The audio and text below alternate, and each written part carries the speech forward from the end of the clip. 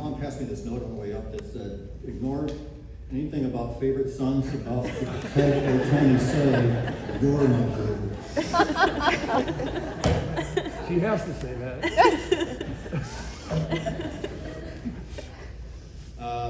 I am Terry Buzzard. I am my dad's son. I probably don't even need to tell you that, really.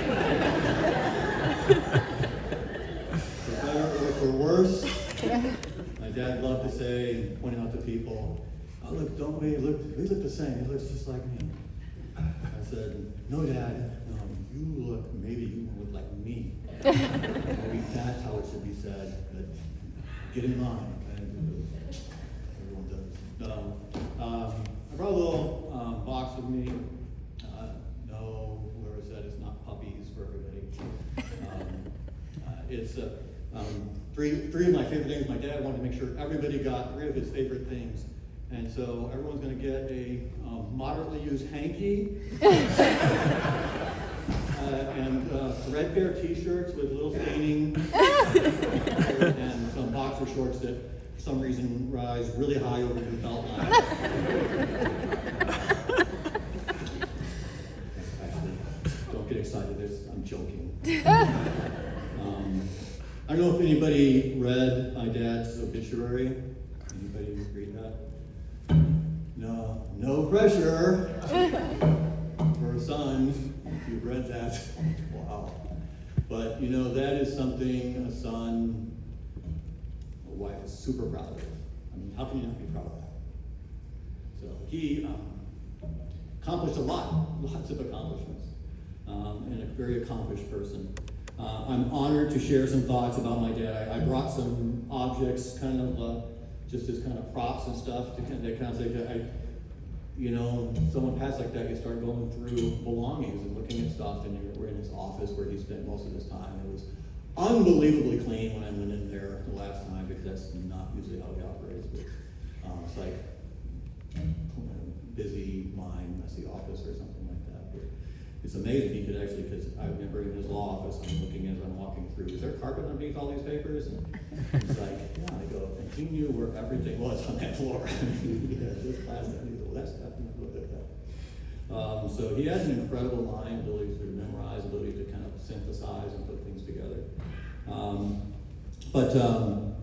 I just kind of want to bring some things. And one thing that I did already was that he loved hankies, so that was a kind of a joke, but he really did. So I did go into his drawer and borrow one of his hankies in case I needed it, which was a likely possibility. And I said, how can I not use his legal pad to write out my notes? It just had to be. If I can't get choked, it's because I don't have the same superpower my wife has, which is that she can actually talk through crying at the same time. It's actually very clear. I never have figured out how she does that, but she does it. My dad, all of us, of course, know him in different ways. I mean, you don't know him how I know him. I don't really know how you know him. I mean, there's relationships, how a son knows them, or how a granddaughter or great-granddaughter knows them, a niece and nephew, aunts, uncles. Or maybe it's a role he's in, and you know him through that role as a pastor. All the things that he's done. Sunday school teacher, many of you, are like mourning the loss of his Sunday school teacher. AT was like, I don't know what we're going to do. It's just going to be such a hole in our Sunday school class. He prepared seminary level classes every Sunday for them. It was like he spent, in his retirement, that was like a 20+ hour a week job for him, was doing that Sunday school class. And he loved it. He probably was like, why can't I do 3 or 4 of these classes? Or maybe it's a role like as a professor. Maybe there might be people from his classes when he was a professor in law school. Maybe they've read his books. I've met people who said, I read your dad's book, Tell It to the Church. That was a guy, a pretty famous guy named Gordon Lutzer, who just told his name. I said, you was something. Lynn Buzzard, your dad? Maybe some of you have ever heard of the column Buzzwords. He wrote a column for the paper for a long time. He never shied away from controversial subjects either. I mean, he would just say it the way it is, because he wanted to always speak truth. He did not shy away from it. He didn't pull back on things. But who was Lynn Buzzard, and how do I describe him? And I have to say that I think my dad was quirky. Anyone think my dad was quirky? My family goes, your dad's quirky. Whatever that word even means, but it's like, my kids were sitting here one time during a Christmas play, and they got the shock of their life when my dad was running out that door in full first century peace outfit, saying, "Hi, I'm Nathaniel." And my kids still repeat that line. So it was like, welcome to my dad. And that was my dad. Loved to be funny, but loved to then interject a lot of knowledge.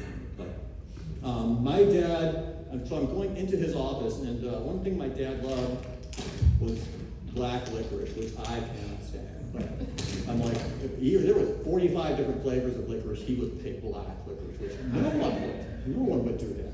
So he's got that sitting on his shelf. It's mostly full. But in the refrigerator is another gourmet black licorice. This is a little bit how quirky that is. I mean, I think, I'm just saying. He loved, how many people, raise your hand if you love sassafras tea.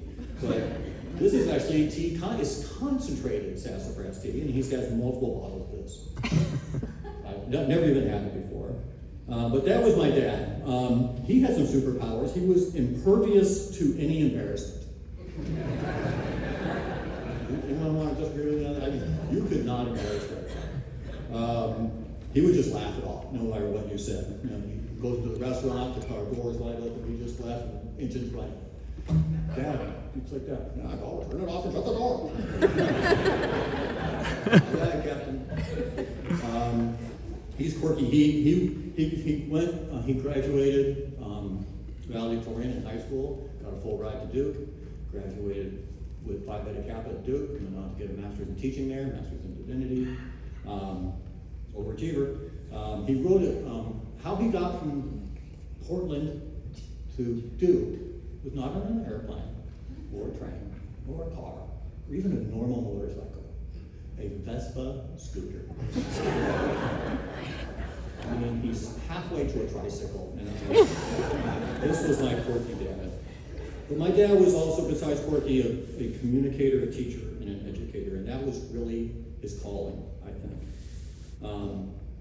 When your last name is Buzzard, and your first name is Lynn, you learn how to toughen up a little bit, in junior high, especially when your nickname is Lynn the Pin, which, we kind of shared that too, but he says you learn how to not fight, but you talk fast and outsmart your opponents. So that's how I think maybe that was an impetus to be just really good academically. There was another thing that I found in his office. Okay, I kind of figured it out. It's a Morse code machine. I'm sure all of you have one. Because what are we going to do with, I guess, normal electricity stocks, and we can only have a wire with a telegram first, and no one can interpret it, but it's like speaking in tongues, Interpreter? I don't know. He had a ham radio, so when he put a 20-foot antenna up on our little tiny house in Westchester, Illinois, so all my friends could go, what? And down in the basement, in the hidden recesses of the basement, in the unfinished room with the flickering light in the back, he's down there going, and I don't know if you guys are ham enthusiasts, but CQ, CQ, CQ. Tony would remember that. We joke about him saying this all the time. But anyone know what that even means? I mean I do, because I looked it up. But it's basically a thing of saying, is anybody out there that wants to talk to me? And that was just a thing.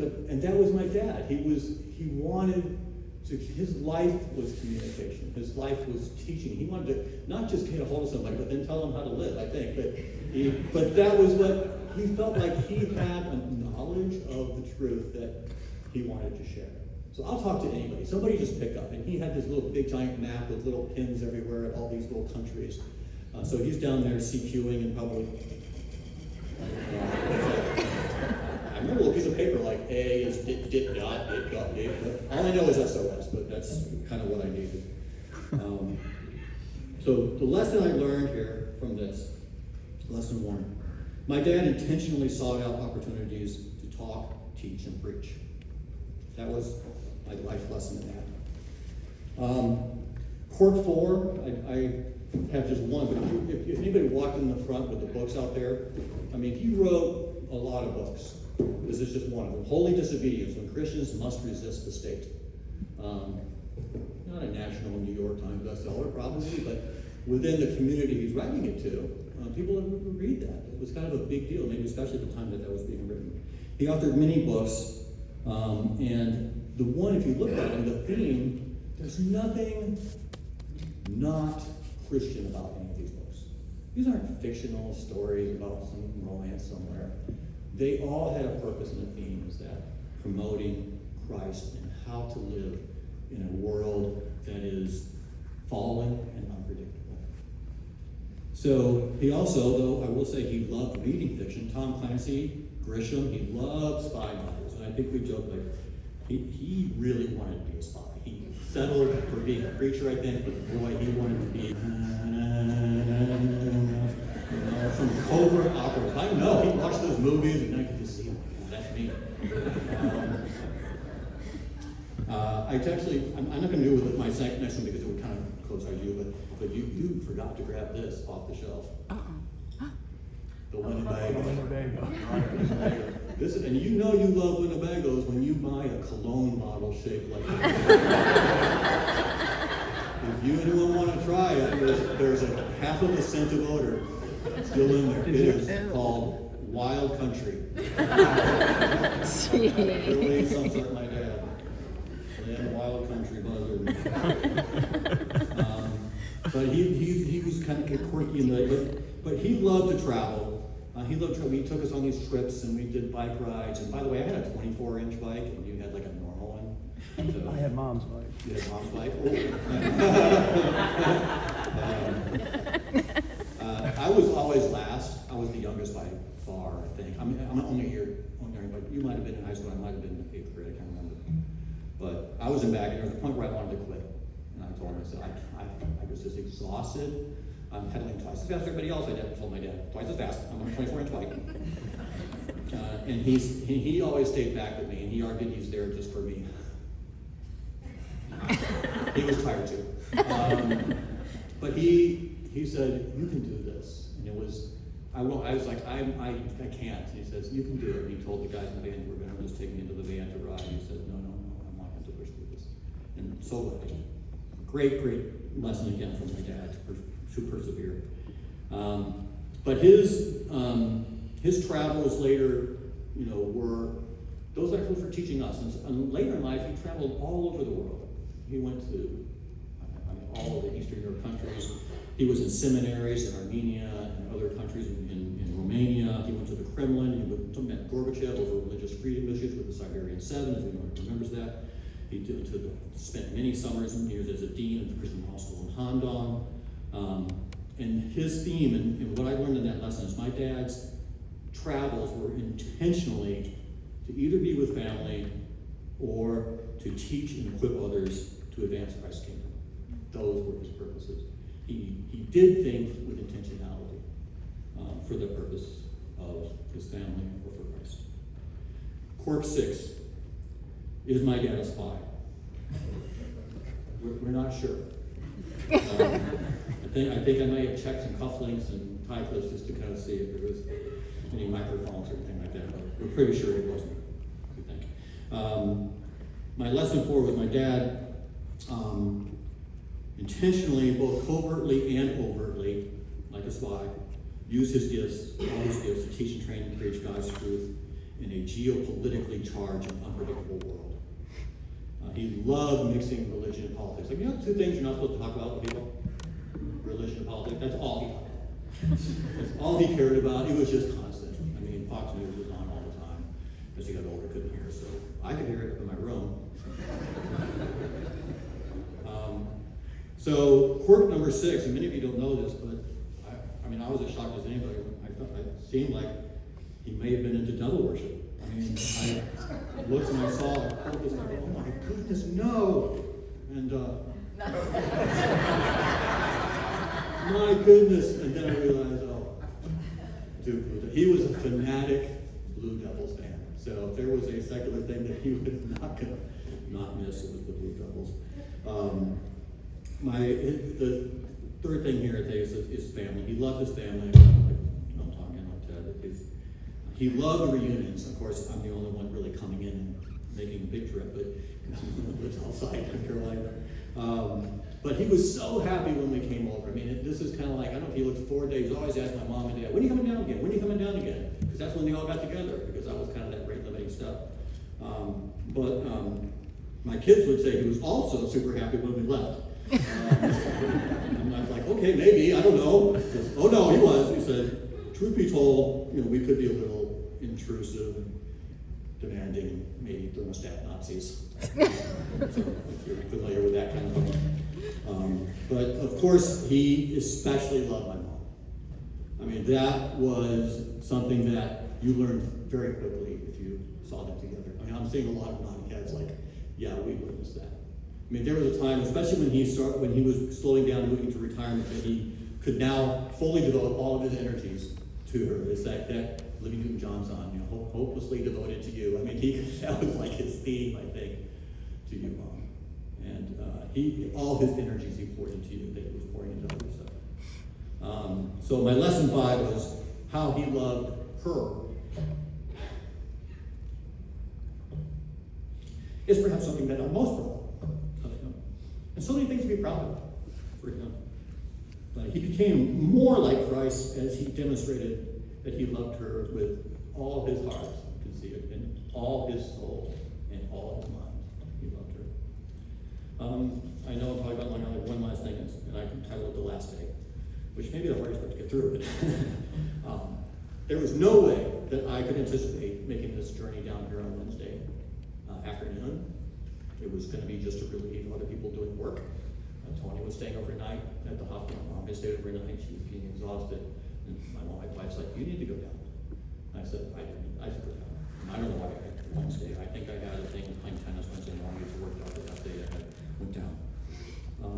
Arrived around 7 or 8 p.m. My dad had this huge smile when he saw me. But he couldn't talk. And it's like, this is, again, some of the strange things that were happening in his last day. Why can't he express himself?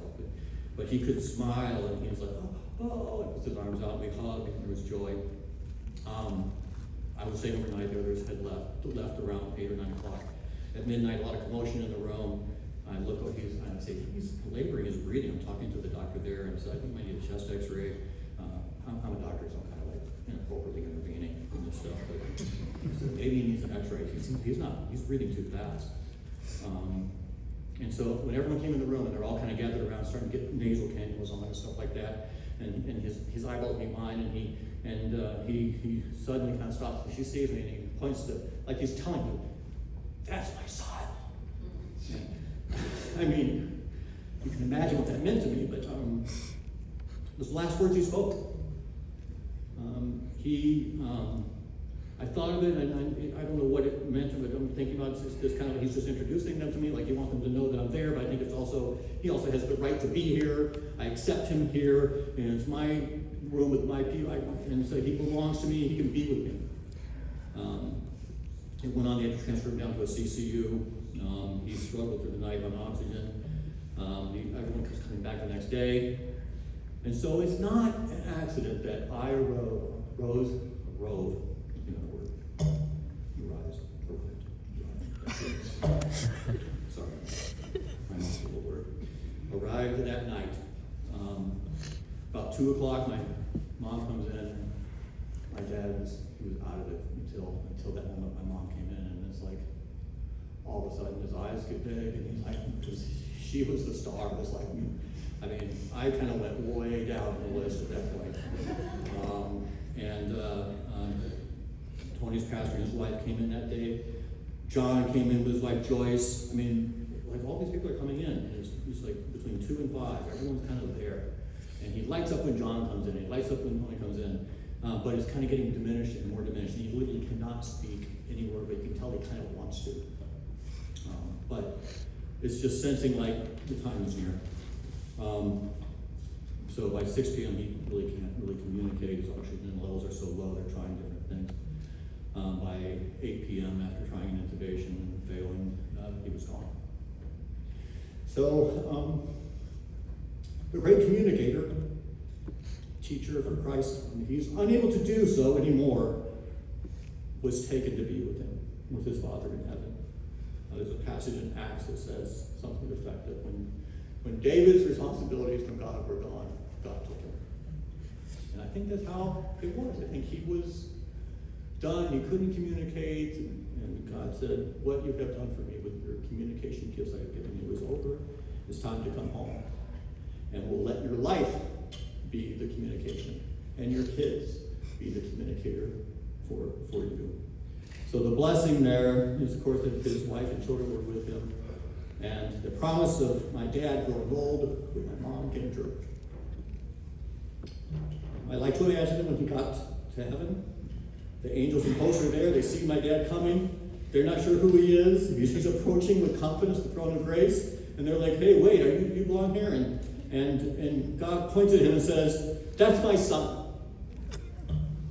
He belongs here. Let him in. He belongs to me. Enter into your rest, good and faithful servant."